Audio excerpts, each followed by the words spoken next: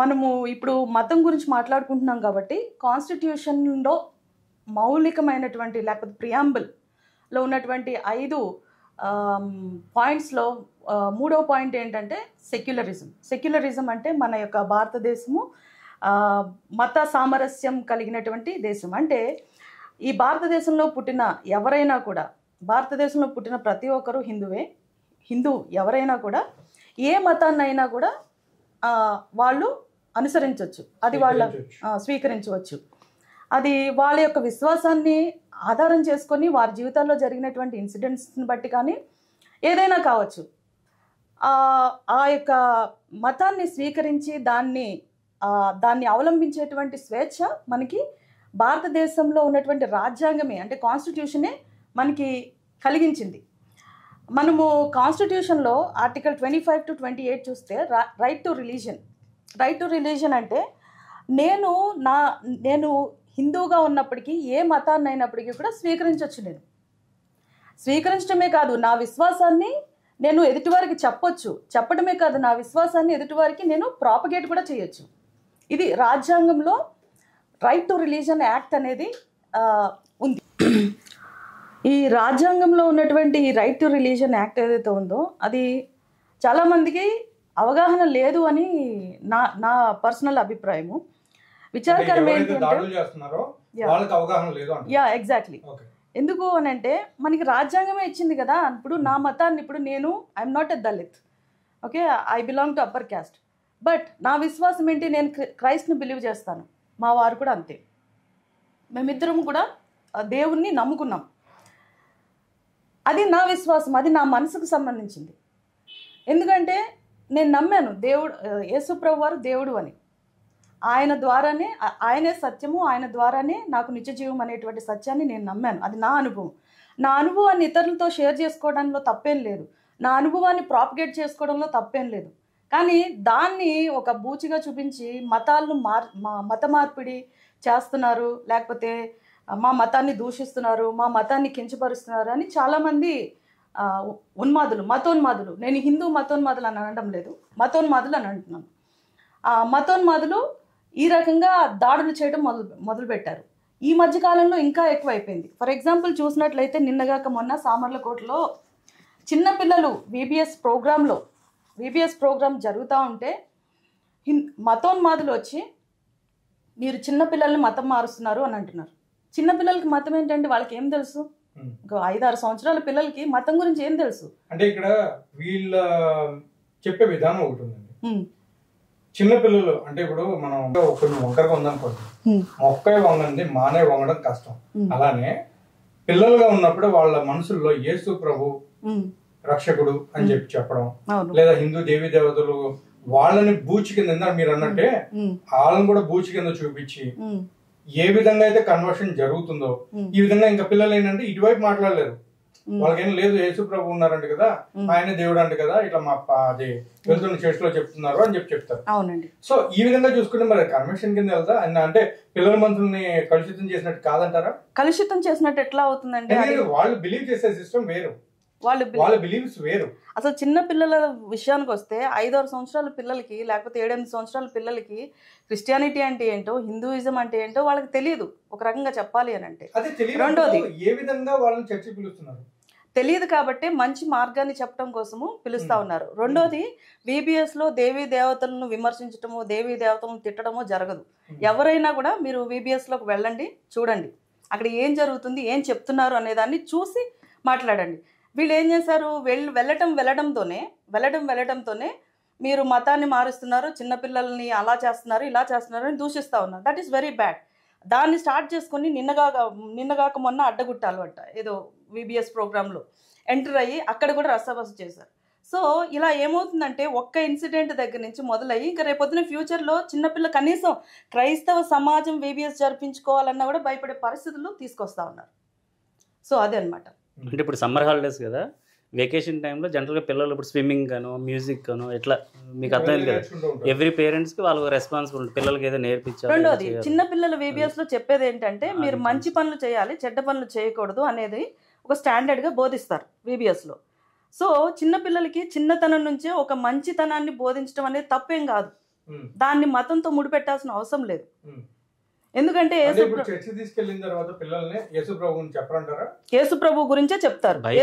Different characters, for example David గురించి, బైబిల్లో ఉండేటువంటి క్యారెక్టర్స్ వాళ్ళు నీతిగా న్యాయంగా బ్రతకటం వల్ల వాళ్ళ జీవితాల్లో వాళ్ళు పొందుకున్నటువంటి మేలులు, వాళ్ళకు వచ్చిన బెనిఫిట్స్, వాటిని గురించే బోధిస్తారు తప్ప వీళ్ళు దేవుళ్ళు కాదు, వాళ్ళు దేవుళ్ళు కాదు, వీళ్ళు ఇలా ఉన్నారు, వాళ్ళు ఇలా ఉన్నారు బైబిల్లో ఉన్నటువంటి మంచి గురించి చెప్తారు అని చెప్పి. అవును. అదే విధంగా ఇప్పుడు యుఎస్ లో బైబిల్ అంటే నెంబర్ 1 ప్లేస్ లో ఉందని చెప్పొచ్చు. కానీ అదే యుఎస్ లో స్కూల్స్ లో బైబిల్ బ్యాన్ చేయడం జరిగింది. ఎందుకు? ఓల్డ్ టెస్ట్మెంట్ అది మన అవుట్ ఆఫ్ మన ఇండియా గురించి మనం మాట్లాడలేదు. ఎందుకంటే ఇప్పుడు అక్కడ కూడా ఉన్న చిన్నపిల్లలు వాళ్ళకి వాళ్ళ గ్రోత్ కి అది హానికరం అని చెప్పేసి వాళ్ళు ఆపేయడం జరిగింది. అది నాకు తెలియదు.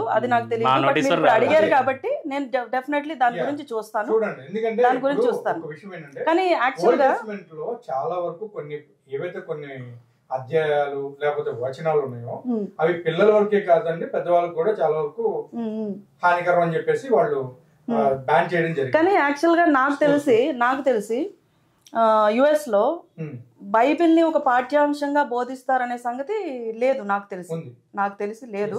బట్ మీరు ఇప్పుడు చెప్పారు కాబట్టి డెఫినెట్లీ దాని గురించి నేను ఫైండ్ అవుట్ చేస్తాను.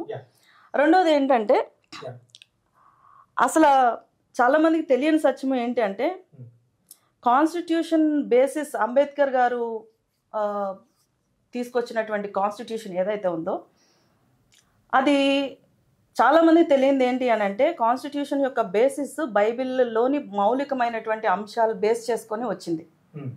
మీరు ఎక్కడ చూసుకున్నా కూడా, యూరోప్లో కానీ ఏషియాలో కానీ ఏ కాన్స్టిట్యూషన్ చూసుకున్నా కూడా దానికి బేసిస్ బైబిలే.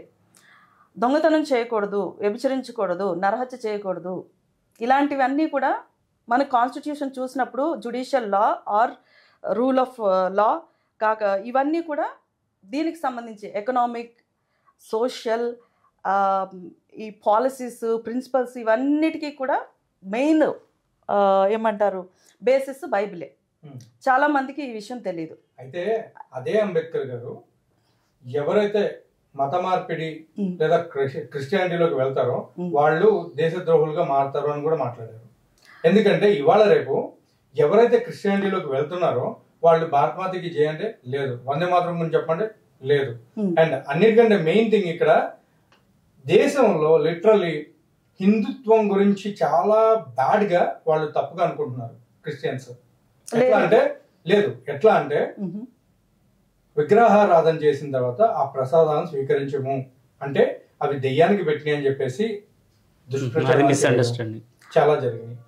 అందుకు మీరు చూసే ఉంటారు చాలా మంది పాస్టర్స్ ఇంటర్వ్యూస్ లో కూర్చొని మాట్లాడిన వాళ్ళలో ఒక్క విజయప్రసాద్ రెడ్డి గారు తప్ప మిగిలిన ఎవరైనా సరే మీరు పలానా రోజు ఎట్లాంటి పాండమిక్ సిచ్యువేషన్ వచ్చింది, కరోనా లాంటిది వచ్చింది, ఈ కరోనా లాంటిదో పాండమిక్ సిచ్యువేషన్ ఏదైనా సరే వచ్చినప్పుడు పలానా దేవస్థానం నుంచి వండి తీసుకుని వచ్చి ప్రసాదాలు లేకపోతే ఏ విధంగా మీరు తింటారా అనేసి అడిగితే చావనైనా చేస్తాం కానీ అది మాత్రం మేము తినం అనేసి అన్నారు. అంటే అక్కడ మీరు దాన్ని వ్యతిరేకించినట్టే కదా. అంటే ఇప్పుడు చిన్న పిల్లలు ఉంటారండి, వాళ్ళు కూడా అట్లా చంపేస్తారా మీరు? మీతో పాటు నేను దానికి ఎక్స్ప్లెనేషన్ చెప్పండి. తర్వాత తను కూడా పాయింట్స్ యాడ్ చేస్తాను. అంటే నేను వచ్చిన బ్యాక్గ్రౌండ్ ఆమె ప్రొటెస్టెంట్ క్రిస్టియన్. నేను కూడా ఆ సండేస్ గీతా సత్సంగ్కి వెళ్ళేవాడిని, చిన్నజీఆర్ స్వామి దగ్గరికి వెళ్ళేవాడిని. మా నాన్నగారు కూడా అందులో సెక్రటరీ వైజాగ్లో, విశాఖపట్నంలో. సో అంటే బిఫోర్ నా లైఫ్ 2004, ఆఫ్టర్ 2004 చేంజ్ అంటే చెప్తా. నా బ్యాక్గ్రౌండ్ తను చెప్పినట్టు అప్పర్ క్యాస్ట్. నా పేరు మీద ఒక క్యాబినెట్ మినిస్టర్ కూడా ఉన్నారు, మీకు ఐడియా వచ్చి ఉంటుంది. సరే రాకపోవచ్చు. One of the cabinet minister ఉన్నారు. సో ఇవన్నీ ఎందుకు చెప్తున్నానంటే, నేను వచ్చిన బ్యాక్గ్రౌండ్ ఎట్లా అంటే, మా ఊళ్ళో వెళ్ళినప్పుడు, పొలాల్లో వెళ్ళినప్పుడు మేము అంటే విలేజ్ ఏరియాలో నేను గ్రో అప్ అయ్యాను కాబట్టి ఒక గడ్డి కనబడుతుంది అనుకో, ఇదే దేవుడు. అంటే గడ్డి కనబడినా, చెట్టు కనబడినా, ఆ చెట్టు తోరలు ఉంటాయి, మర్రి చెట్టు అంటారు చూసాం, అట్లా ప్రతిదాన్ని మనం గాడ్ అనే అనలేం. ఎందుకు ఈ విషయాన్ని అంటున్నా అంటే, బైబిల్లో క్లియర్గా ఉంటుంది. విగ్రహారాధన అంటే ఇప్పుడు నేను బాగా పాపులర్ అయ్యాను అనుకో, రామ్మోహన్ బాగా గ్రో అయ్యాడు, ఆయన ఏదో కంపెనీలు పెట్టాడు, చాలా చేయించాడు అంటే ఆయనలో ఏదో సక్సెస్ అయ్యి ఉంటాడు. సక్సెస్ అయ్యాడు కాబట్టి ఆయన ఏదని చెప్తే, ఇప్పుడు ఆ గడ్డి దేవుడు అంటే ఆ గడ్డి పూర్తిగా నమ్మేవాళ్ళు కూడా ఉంటారు, అంటే గుడ్డిగా నమ్మేవాళ్ళు ఉంటారు. ఆ మర్రి చెట్టు తోడ ఉంది, మర్రి చెట్టు దగ్గర దేవుడు ఉన్నాడంటే అది కూడా నమ్మేస్తారు. ఎందుకంటే రామ్మోహన్ సక్సెస్ అయ్యాడు కాబట్టి. రామ్మోహన్ ఒక ఫీల్డ్లో సక్సెస్ అయ్యాడు, ఆయన గ్రో ఉంది, డెవలప్మెంట్ అయ్యింది, అది మేము చూస్తున్నాం సక్సెస్, ఆయన చెప్పినట్టు మనం ఫాలో అవుతుంది. సో బైబిల్లో ఏముంటుందంటే అలా ప్రతిదీ మనం కన్సిడర్ చేయలేం. మీరు చెప్పింది మీకు అర్థమైంది కదా, నాకు అర్థమైంది. కానీ అక్కడ గడ్డి దగ్గర పెట్టింది నేను తినాలి, మర్రి చెట్టు దగ్గర తోట దగ్గర తినాలి అంటే ఇట్ ఈస్ నాట్ యాక్సెప్టబుల్. ఎందుకు నాట్ యాక్సెప్టబుల్ మీకు అర్థమైంది కదా. దగ్గర పెట్టింది లేకపోతే తాడు దగ్గర పెట్టింది మీ దగ్గర మీకు తీసుకొచ్చేది పెట్టట్లేదు. ఇక్కడ ఏంటంటే నేను మాట్లాడేది విగ్రహారాధన చేసినప్పుడు ఇప్పుడు సపోజ్ శ్రీరామ్ మీరు ఒక మాట అన్నారు దెయ్యం అని అన్నారు చూసారా, దానికి ఎక్స్ప్లెనేషన్ ఇస్తుంది. అంటే మీరు విలేజ్ ఏరియాలో ఉంటే మర్రి చెట్టు అనే కాన్సెప్ట్ ఎందుకు వచ్చింది అదే. సో ఏ క్రిస్టియన్ కూడా అది కొంతమంది ఉన్నారు వాళ్ళకి అవగాహన లేక ఆయన ఏమన్నారంటే విగ్రహారాధనని ప్రతిష్ఠించడం అంటే దానికి కూడా ప్రాణ ప్రతిష్ఠ చేసినప్పుడు అని మాట్లాడారు ఆయన. అదే ఇప్పుడు ఒక బైబిల్లో నువ్వు ఒక పాస్టర్ అయ్యండి దానికి ప్రాణ ప్రతిష్ఠ చేస్తాను నువ్వు ఎట్లా నమ్ముతావు నాకు అర్థం కావట్లేదు. అదే ఊరు చెప్పే కదా, నేను 6 o'clock తర్వాత మర్రి చెట్టు వెళ్ళను, ఎందుకు తెలుసా అంటే ఊర్లో వాళ్ళందరూ ఆ మర్రి చెట్టు దగ్గర ఏదో ఇబ్బంది ఉందట, ఉండకూడదు ఏదో ఉందట. ఇప్పుడు నువ్వు దెయ్యం అని అన్నావు చూసావా, ఆ మాటకి చెప్తున్నా, ఎక్స్ప్లెనేషన్ ఇస్తున్నా, నాకు తెలిసింది. ఎందుకంటే నాకు కాలజ్ఞానం తెలుసు. ఇప్పుడు చూడు కలికాలం అంటారు చూసా, చిన్నప్పటి నుంచి మీ అమ్మమ్మ తాతయ్యల దగ్గర పెరిగాం, సో మాకు ఆ నాలెడ్జ్ నాకు ఉంది. సో ఇప్పుడు నువ్వు చెప్పిన అంటే వాళ్ళు మిస్అండర్స్టాండింగ్ ఎందుకు చేస్తున్నారంటే నాకు తెలిసి విడివిడి నాలెడ్జ్ ఆఫ్ నాలెడ్జ్ ఉన్న వాళ్ళు కొంతమంది ఎక్కడ కూడా ఇప్పుడు ఒక మాస్టర్ ని నమ్మి ఒక కాంగ్రిగేషన్ వచ్చినప్పుడు వాళ్ళందరినీ కూడా నువ్వు తప్పుదో పట్టిస్తే వాళ్ళు బతకాల్సింది జీవించాల్సింది పక్కన వాళ్ళతో అంటే తోటి వాళ్ళతో. ఇప్పుడు ఎవరైతే ఉంటారో వాళ్ళు హిందూసే ఉంటారు. అపార్ట్మెంట్ లో జస్ట్ దీపావళి అని చెప్పి ముగ్గేసుకున్నందుకు కూడా చాలా పెద్ద పండుగ చేస్తారు. మరి ఎవరన్నారు మనకు మా పేర్లు వద్దు కానీ నేను ఆ మాట ఖండిస్తున్నాను. ఎందుకంటే జరిగిన ఒకే ఇన్సిడెంట్ నేను ఒక్కదాని గురించి మాట్లాడలేదు, ఒకటి లేదా వందలు జరిగినాయి అట్లాంటి జరిగి ఉండొచ్చు. కానీ దాంతో కంపేర్ చేస్తాను మీకు క్రిస్టియన్స్ రోజు రోజుకి ఏమవుతున్నారంటే బ్రాహ్మణ్స్ కంటే అధ్వానంగా తయారవుతున్నారు అనేది ఒక ఉద్దేశం.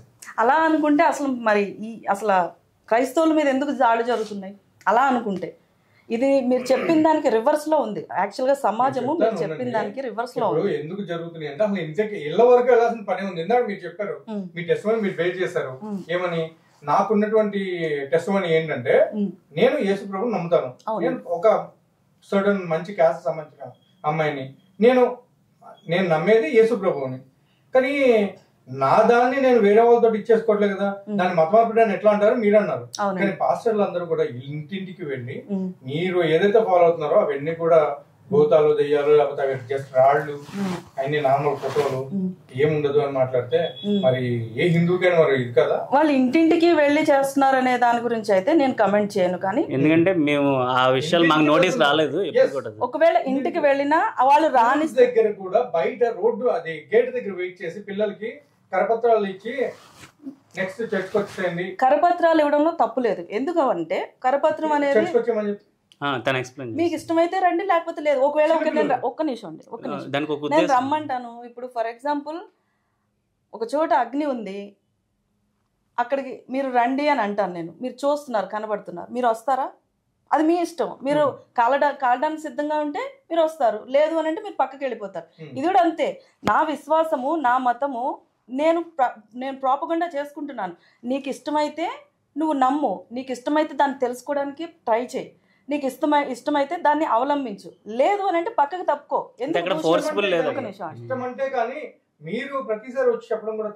ప్రతిసారి వచ్చి చెప్పాలి. ఎందుకంటే జనాలు మా బైబిల్లో ఒక వాక్యం ఉంది, ఇప్పుడు మీరు ప్రకటించాలి, ప్రకటించకపోతే ఎవరు ప్రకటిస్తారు? మీరు సర్వలోకమునకు వెళ్ళి మీరు తెలుసుకున్న సత్యాన్ని సర్వ సృష్టికి మీరు చెప్పండి. చెప్పటం అనేది ప్రతి క్రైస్తవుని యొక్క బాధ్యత. అది దేవుడు ఇచ్చినటువంటి ప్రాముఖ్యమైనటువంటి ఒక ఏమంటారు లా అని అన్నను కానీ ఒక రూల్. ఒక సామాన్య క్రైస్తవుడు మొదలుకొని ఒక సువార్థికుడు వరకు ప్రతి ఒక్కరు కూడా యేసుక్రీస్తు ప్రభువారిని గురించి చెప్పాలి. చెప్పటంలో తప్పులేదు. ఆయన వచ్చింది ప్రపంచం అందరి కోసమా లేకపోతే ఓన్లీ ఇజ్రాయెల్ పీపుల్ కోసం? యేసు ప్రభువారు వచ్చింది అందరి కోసమే.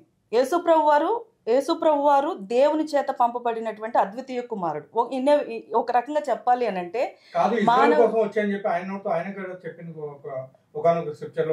లేదు, ఇశ్రాయేలు పట్టణస్థుల కోసం వచ్చానని కాదు, తన వారి కోసం వచ్చాను. అందుకే మీరు వెళ్ళి సర్వలోకమునకు ఈ యొక్క సత్యాన్ని బోధించమని చెప్పేసి అన్నారు. ఇప్పుడు ఒక మనిషిగా ఒక ప్రాంతంలో ఒకేసారి ఉండగలరు, ఒక మనిషిగా 10 ప్రాంతాల్లో ఆయన వెళ్ళి తిరగలేరు. ఆయన భూమి మీద బ్రతికింది 33.5 సంవత్సరాలు మాత్రమే ఆయన పరిచర్య చేశారు. ఈ పరిచర్య కాలంలో ఆయన 12 మంది శిష్యులను తయారు చేశారు. తర్వాత లేఖనాల ప్రకారం ఆయన చనిపోయి, అంటే సిలువలో ఆయన మరణించి తిరిగి లేచారు, పునరుద్ధానుడై తిరిగి లేచాడు. లేచిన తర్వాత అవరోహణం ఒక 40 days ఆయన ఉండి భూమి మీద ఉండి తర్వాత అవరోహణం అయిపోయి వెళుతూ ఆయన, మీరు తెలుసుకున్న ఈ యొక్క సత్యాన్ని సర్వలోకానికి మీరు ప్రకటించండి అని చెప్పేసి యేసు ప్రభు వారు అన్నారు.